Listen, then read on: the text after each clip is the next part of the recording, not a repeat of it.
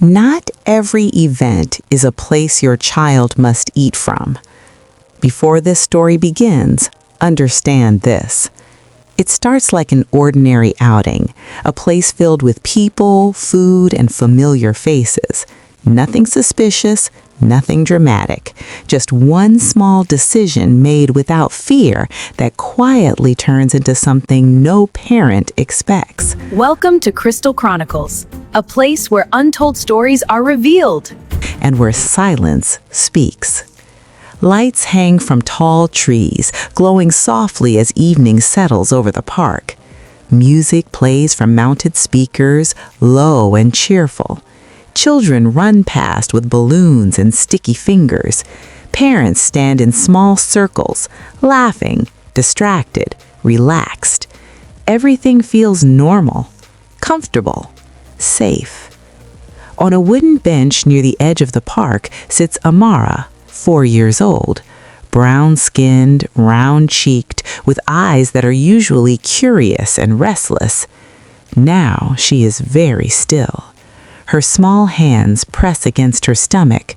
Her face tightens just slightly, as if she's trying to understand a feeling she's never felt before. A low sound escapes her throat. Not loud enough to draw attention, not urgent enough to alarm anyone. She bends forward a little. Her breathing becomes uneven. Beside her on the bench is a piece of turkey wrapped loosely in foil. Grease has soaked through, leaving dark stains on the paper. A group of children run past her, laughing loudly. She doesn't look up. Her fingers tremble. She groans again, louder this time. Earlier, Amara had been running ahead of her parents, her shoes tapping excitedly against the pavement. Lena, her mother, followed a few steps behind, smiling as she watched her daughter weave between people. David, her father, walked beside her, carrying a small gift bag meant for the host of the gathering. The park was hosting a community celebration, nothing formal, just neighbors coming together. Food tables lined the center walkway, covered trays, foil-wrapped plates. The smell of cooked food hung in the air. People greeted each other. Congratulations and happy wedding anniversary, Mrs. Obiora. Thank you, sir. Amara stopped suddenly, her eyes fixed at a table stacked with food. Lena laughed softly. "Careful," she said. "Don't touch." Amara nodded, then reached for her mother's hand instead. Near a decorated area, a banner hung loosely between two poles, celebrating a wedding anniversary. A small crowd gathered nearby, plates already in hand. A woman stepped forward, smiling broadly. Mrs. Kimmy, friendly, proud, well known in the neighborhood. "Oh, you made it," she said warmly. "Please, take food. We have plenty." She gestured toward the table, already lifting a plate wrapped in foil. "Turkey," she added, "from earlier. Everyone's been eating it." The foil felt warm when Lena took it. Not hot, just warm. She noticed. She hesitated, then smiled politely. "Thank you." Amara tugged at her coat. "Mommy, hungry?" "Just a little," Lena said, tearing off a piece. Amara took it eagerly, chewed, smiled. Grease shone on her lips. David watched, relaxed, talking casually with someone nearby. Nothing felt wrong. Minutes passed. Amara slowed her steps. She rubbed her stomach once, kept walking. Lena didn't notice. She was listening to David talk about work. They stopped to greet another family. Amara leaned against her mother's leg. Lena looked down. "You tired already?" Amara nodded. Her face looked slightly pale now. Lena lifted her. "She'll rest soon." Amara laid her head against her mother's shoulder. Her brow tightened. A small sound slipped from her throat. Lena adjusted her grip. "It's okay," she murmured. Near the benches, Lena set her down. "Sit for a minute. Mommy's arms need a break." Amara sat. Almost immediately, she bent forward. Her hands went straight to her stomach. Her breathing changed. David noticed. "Hey," he said, stepping closer. "What's wrong?" Amara didn't answer. Her face tightened. She groaned. Lena's smile disappeared. "Amara?" Amara opened her mouth. Nothing came out. Then suddenly she vomited onto the ground. People nearby stepped back instinctively. The music kept playing. Lena froze for half a second, then rushed forward. "Oh my God!" David grabbed napkins from a nearby table. Amara started crying, weak and confused. "My tummy hurts," she whimpered. Lena's hands shook as she wiped her mouth. "It's okay," she kept saying, but her voice didn't believe it. Amara slumped back onto the bench. Her eyes were half closed. Her hands clutched her stomach. The turkey sat beside her, forgotten. Lights blinked overhead. She groaned again, longer this time. Her head dropped forward. Lena knelt in front of her, panic spreading fast. "Baby, look at me." Amara tried to lift her head. She groaned again, louder now. A man nearby paused, watching. A woman whispered to her friend. David looked around, suddenly aware of how exposed they were. "We need to go," he said. "Now!" Lena lifted Amara, but Amara cried out sharply as pain tightened through her. "It hurts," she whimpered, pressing her face into her mother's shoulder. Lena froze. David's voice dropped. She shouldn't be crying like that. They moved faster through the crowd. Amara's body went limp for a moment. Lena stopped walking. "David," she said, fear flooding her voice. "She's not holding me." David stepped closer, touched Amara's cheek. "Amara?" Her eyes fluttered open. She groaned again, a deep, painful sound that didn't belong to a child. "We need help," Lena said. David scanned the park. "There!" A uniformed guard looked up as they approached. "Please," David said, breathless. "My daughter! Something's wrong!" The guard took one look at Amara's face. "Call medical," he said into his radio. Amara vomited again, darker this time. Lena gasped. "Oh, God!" People gathered, phones came out, whispers spread. Paramedics rushed in with a stretcher. 4 years old? One asked. "Yes," Lena said quickly. "She ate earlier and then—" They gently took Amara from her arms. Her grip was weak, too weak. David stood frozen, fists clenched. "Vitals dropping," someone said. Sirens cut through the noise as the doors closed. Lena pressed her forehead to the glass, watching her child disappear. The ambulance cuts.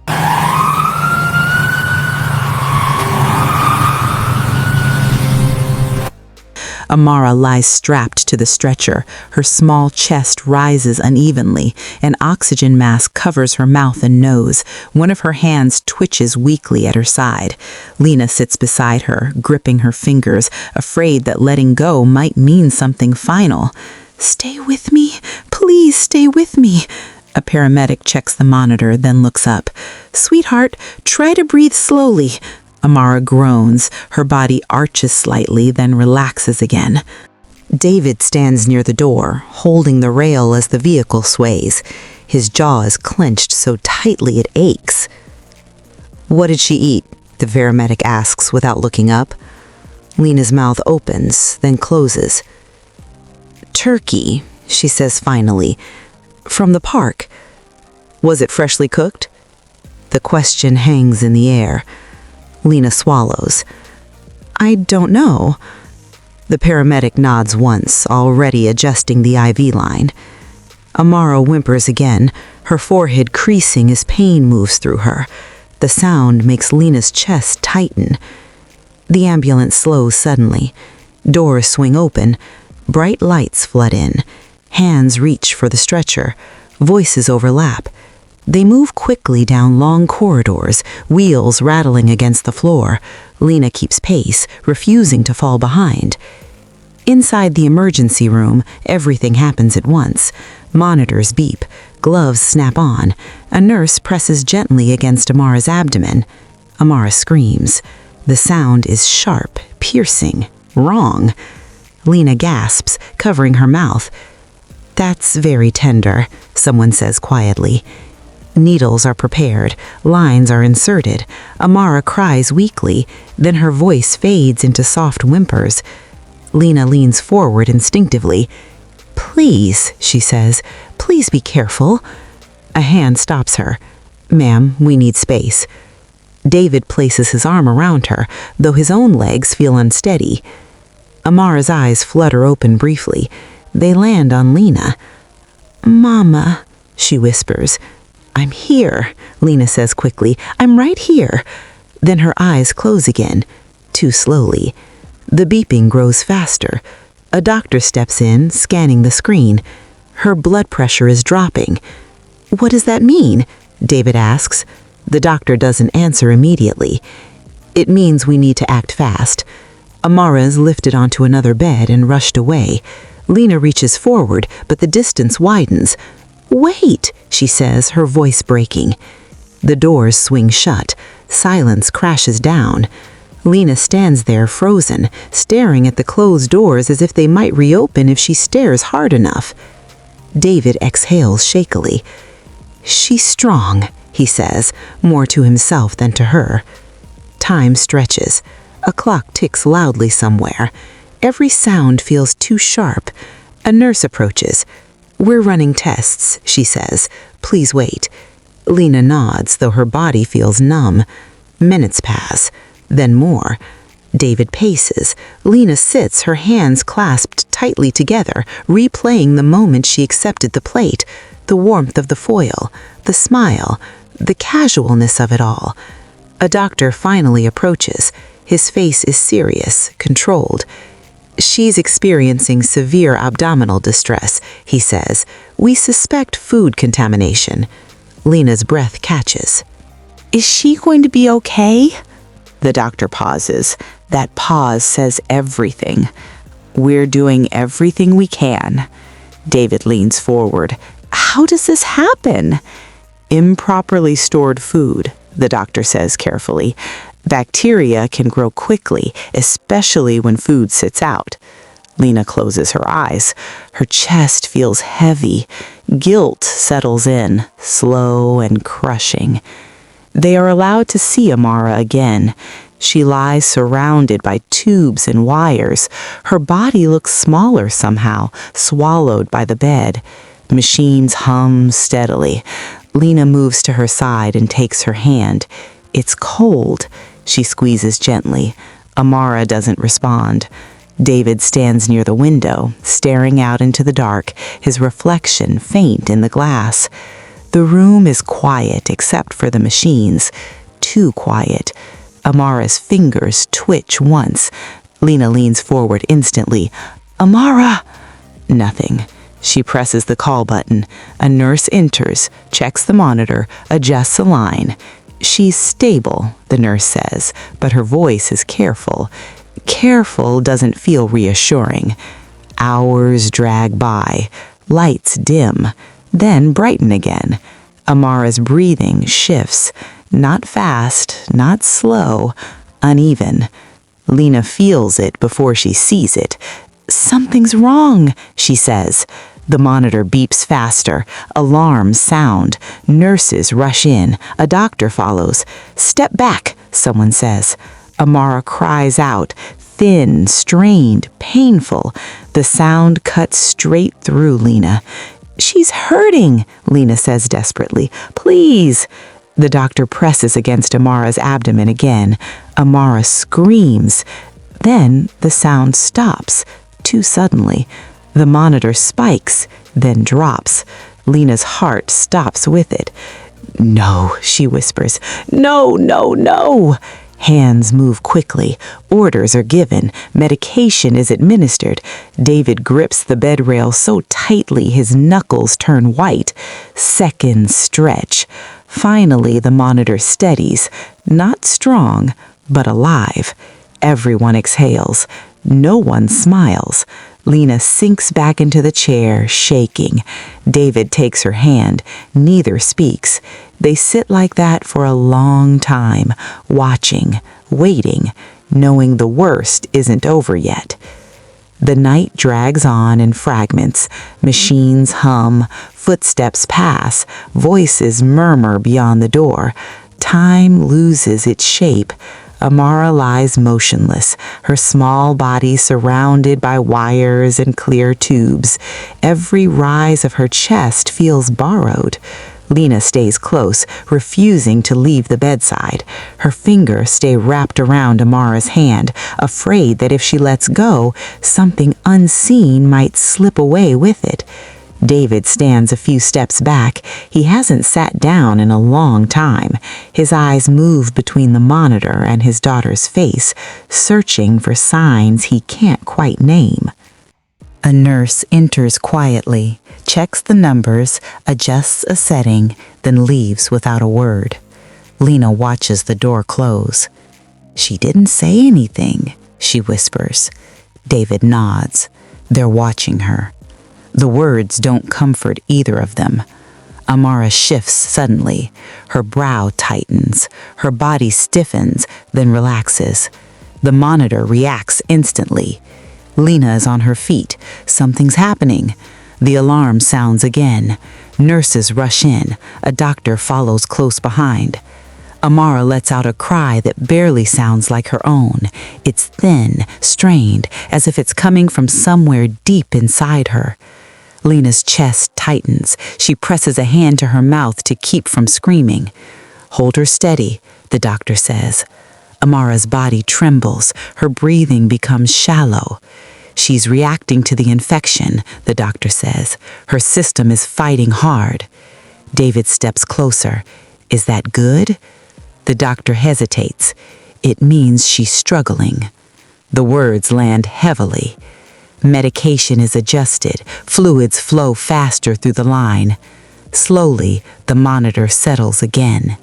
Amara goes still. Too still. Lena leans forward, searching her face. "Amara!" Nothing. The nurse checks her pupils, then the monitor again. "She's resting," the nurse says. Resting feels like the wrong word. David turns away, his shoulders rising and falling as he presses his palm against the wall. He drags in a long breath, then another, trying to keep himself upright. Outside the room, the hospital continues moving. Other families pass, other emergencies unfold. Inside, time stands still. Hours later, a doctor returns. He pulls a chair closer and sits down. "We've confirmed severe food poisoning," he says. "The bacteria caused a strong reaction. Her body is small. It doesn't take much." Lena's throat tightens. "Will she recover?" The doctor doesn't answer right away. "She's responding to treatment," he says carefully, "but the next several hours are critical." David nods slowly. "What happens if she doesn't?" The doctor meets his eyes. "We'll know soon." After he leaves, the silence feels heavier. Lena stares at the floor. "I should have checked." David doesn't respond immediately. "We both should have," he says finally. Lena shakes her head. "She trusted me." The words break something open.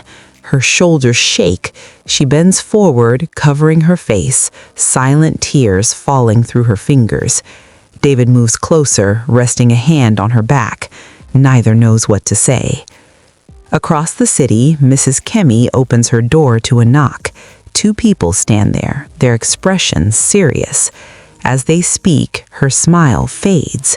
Her hand rises to her mouth. "No," she whispers. "No, no." Her knees weaken. She grips a door frame. "I only shared food," she says, her voice breaking. "I didn't know." Back at the hospital, Amara stirs again. Her face tightens. Her body arches slightly. The monitor reacts sharply. Lena is at her side instantly. "Baby, I'm here." Amara's eyes flutter open. "Mama?" she whispers, barely audible. Lena's heart clenches. Yes, I'm here."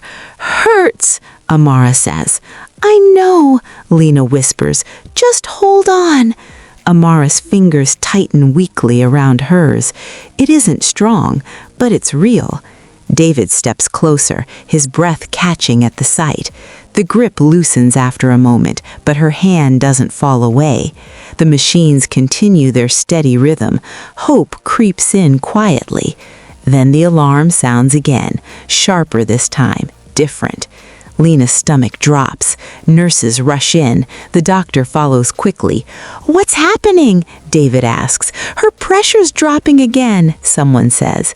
Medication is administered. Seconds stretch. The monitor dips, then steadies, barely. The room exhales again, but no one relaxes. The doctor steps back. She's still fighting. Lena nods, tears streaming freely now. "Please don't let her lose." The night begins to fade into early morning. Light creeps through the window. Amara's breathing evens out slightly. The numbers stabilize, just enough to notice. A nurse checks again, then nods once. She's holding. It isn't a promise, but it's something. David lowers himself into a chair for the first time.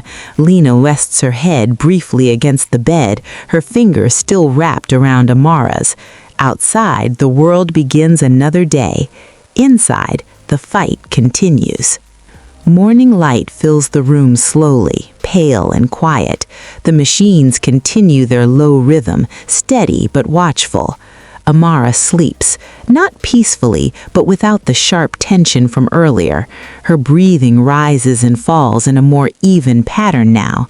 Lena notices before anyone else. She lifts her head, eyes fixed on the monitor. The numbers are holding, not perfect, but holding.